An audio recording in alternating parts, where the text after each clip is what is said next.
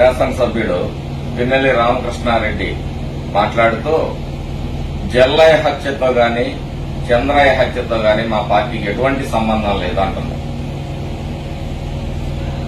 మీ party Veldurthi మండల party కాదు, మండలం ఎంపీపీ మీద కూర్చొని పీక కోస్తా ఉంటే అతను మీ పార్టీ కాదు అని చెప్పి ఎంత నిస్సిగ్గుగా నిర్లజ్జగా మాట్లాడుతున్నారు. అంటే దీన్ని బట్టి అర్థమైంది ఏంటంటే మీరు నిజాలు మాట్లాడటం మీ చేత కాదు. ఎంతసేపు ఆత్మస్తుతి పరనింద మీద మీరు హత్యలు చేస్తారు. బ్రహ్మారెడ్డి ఇచ్చిన తర్వాత ఫ్యాక్షన్ అంటే మీ అరాచకాలని అడ్డుకోవటం కోసం ఒక వ్యక్తి వస్తే అతన్ని ప్రజలతో మమేకమైపోతా ఉంటే అతని కార్యక్రమాలను అడ్డుకునే భాగంగానే మీరు నిన్న జరిగింది. మొన్న వెల్దుర్తిలో ఎస్సీ సోదరులను తీసుకుపోయి విచక్షణారహితంగా అనవసరంగా ఇచ్చేస్తే పోతే కేసు పెట్టారు. నిన్న తెలుగుదేశం పార్టీ ఇదేం కర్మ రాష్ట్రానికి ప్రోగ్రాం నిర్వహిస్తుంటే దాడులు జరిపారు. దాంట్లో ప్రతిఘటించారు తెలుగుదేశం కార్యకర్తలు, పారిపోయారు. బయటికి పంపించి ఇష్టారాజ్యంగా దాడులు జరిపారు. అంటే ప్రజలు చాలా డిసైడెడ్ గా ఉన్నారు మీ అరాచకాలకి మీ అన్యాయాలకి స్వస్తి పలకాలని. జగన్మోహన్ రెడ్డి గారు వచ్చిన తర్వాత మరి ఈ అరాచకాలు లేవు అని చెప్తున్నారు. మీరు సిద్ధంగా ఉన్నారా?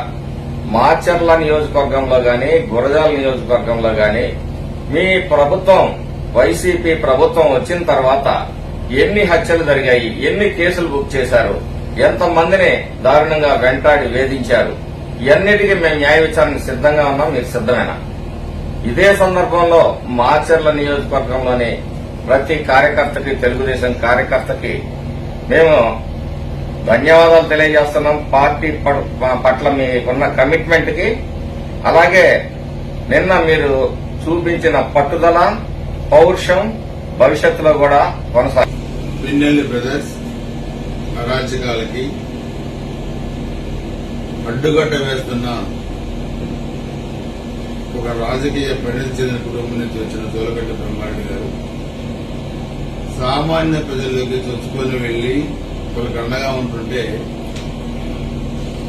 అధికార దాహంతో ఒళ్లు కొవ్వెక్కి వేల కోట్లు సంపాదించుకొని మాకెవరు రాజకీయాల వ్యతిరేకంగా ఉండకూడదని ప్రవర్తిస్తున్న పిన్నెల్లి బ్రదర్స్ మన చేసిన అరాచకం ఈరోజు రాష్ట్ర వ్యాప్తంగా కూడా మార్చల్లోనే కాదు రాష్ట్ర వ్యాప్తంగా వైసీపీ పతనానికి అది నాయకులు పలికింది.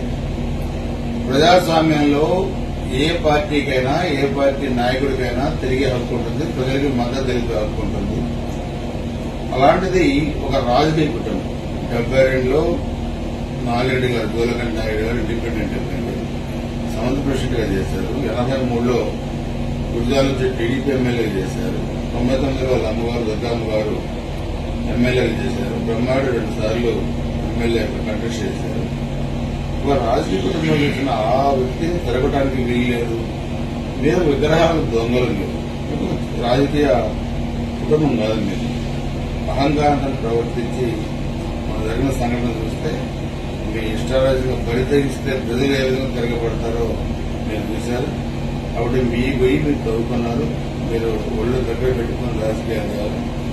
మీ బాబాయ్ 91లో కూడా ఇదే పరిస్థితి చేశారు. మార్చిలో 94 ఎన్నికల్లో ఏమైందో మీ బాబాయ్కి, మీకు కూడా అదే గతి వచ్చే ఎన్నికల్లో పడుతుంది. మీ ఇద్దరు అన్నదమ్ములు అహంకారంతో ప్రవర్తిస్తే ప్రజలు ఏ విధంగా బుద్ధి చెప్తారో కొద్దిగా వెయిట్ చేయండి. అధికారం మీకు శాశ్వతం కాదు. అధికారం పోయిన రోజు మీ పరిస్థితిని కూడా ఒకసారి గుర్తుపెట్టుకోవాల్సిన అవసరం ఉంది. మార్చిల్లో గాని గురజాలు గాని మీరు ఎన్ని అవాంతరాలు సృష్టించినా తెలుగుదేశం పార్టీ కార్యకర్తలు మనందరికీ కోలుకోరు. ఎంతకంతగా రెట్టించిన ఉత్సాహంతో పనిచేస్తారో అది మీరు గుర్తుపెట్టుకోవాలా. వైసీపీ అరాచకాలకి చెట్టు పెడతాం. వైసీసీ రాక్షస పాలనకు పన్నాల్లో అంతం పెరుగుతాం. ఇద్దరం కలిసి మార్చిల గురజాల నియోజకవర్గాన్ని మరి